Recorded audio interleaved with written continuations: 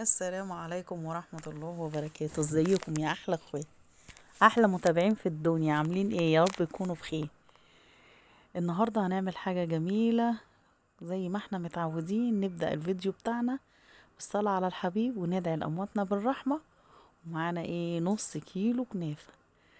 يلا نصلي على الحبيب ونبدأ نقول عملنا ايه. نص كيلو كنافة، نص كيلو دوت حاطينه في الفريزر عشان يتجمد زي ما انتوا شايفين كده. طلعناه من الفريزر مباشرة عشان تعرفي تفتفتيه بالسكينة. انا جبت السكينة كده وقعدت بقى بالسكينة كده انزله لحد ما تحس ان هو بقى بودر زي ما انتوا شايفين كده، بنفس الطريقة عشان تعرفي تتعاملي معاه.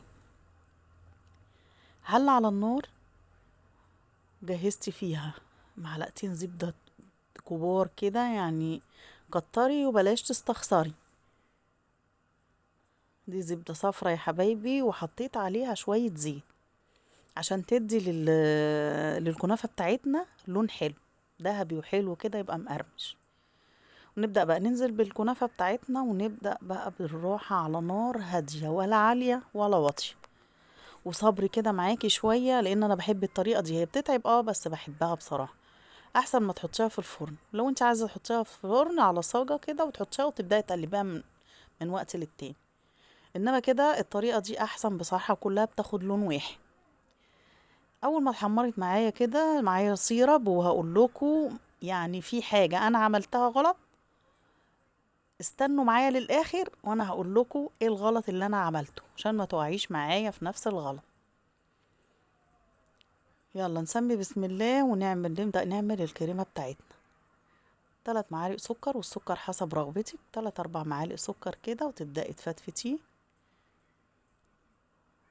وكوبايه لبن متلج. انا حاطه كوبايه اللبن دي قبل ما ابدا اعمل، حطيتها في باب الفريزر لحد ما اتجمدت معايا كده. وحطيت كوبايه كريم شانتيه. كوبايه كريم شانتيه يعني دي الكوبايه اللي هي الصغيره بتاعتنا، المج العادي ده 3/4، وحطيت عليهم معلقتين بستري.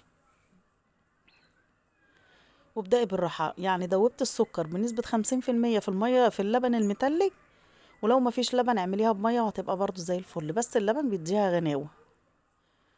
واضربي بقى بالمضرب زي ما شفتوا كده يا حبايبي، لحد ما القوام بتاعها اختلف خالص. دي معانا كريمه كاستر عادي جدا. حطيت مية على النار غليت، ودوبت في شوية مية ساقعين 3 معالق كاستر لحد ما ربطت بالشكل ده، وسبتها بردت. بدأت بقى أضيفها على الكريمة اللي أنا عاملاها. ابدأي بقى تضربيها مع الكريمة، كريم شانتيه والباستري، لحد ما يبقى قوامهم معاكي زي المهلبية التقيلة. نجيب بقى كاسات قباط، أي حاجة معانا احنا عايزين نعملها، اللي هتقدمي فيه واللي هترتاحي له في تقديمك براحتك. ممكن انا جبت اطباق صغيره كده مع اطباق ازاز، وبدات حطيت الكريمه بتاعتي في كيس حلواني. اول طبقه حطيتها الكنافه المتحمره بتاعتنا، وتاني طبقه الكريمه. كده رصيت الاطباق بتاعتي، حطيت 3 من ده و3 من ده، عشان في فريق عندي طلب الاطباق دي بالفراوله، وفريق طلبها بالمانجا. الفراولة قطعتها مكعبات صغيرة، والمانجا قشرتها وقطعتها برضو مكعبات. دي المانجا اللي احنا مخزنينها يا حبايبي مع بعض. ونبدأ بقى طبقة كنافة، طبقة كريمة، طبقة كنافة، لحد ما تملي البولة بتاعتك، كيس او طبق او اي حاجة معاكي اللي انت تحبي تعمليه. تبدأي تحطي بقى طبقات متبادلة عشان تبان من بره، بتبقى شكلها تحفة بصراحة، وطعمها اجمل واجمل.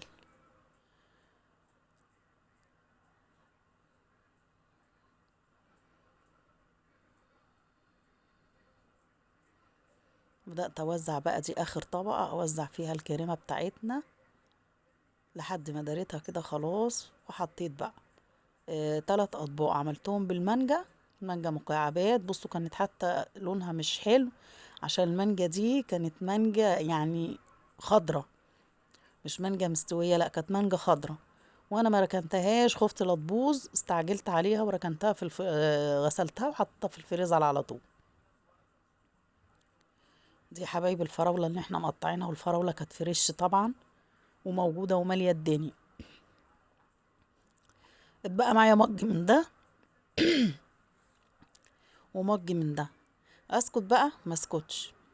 راحت حفيدتي جت قالت لي يا تيتا عايزين عليها شوكولاته، قلت لها ماشي. جبت قالب شوكولاته وسيحته على حمام ميه، وبدات اجرنش لهم كده الاطباق. طالعه تحفه تحفه تحفه في شكلها.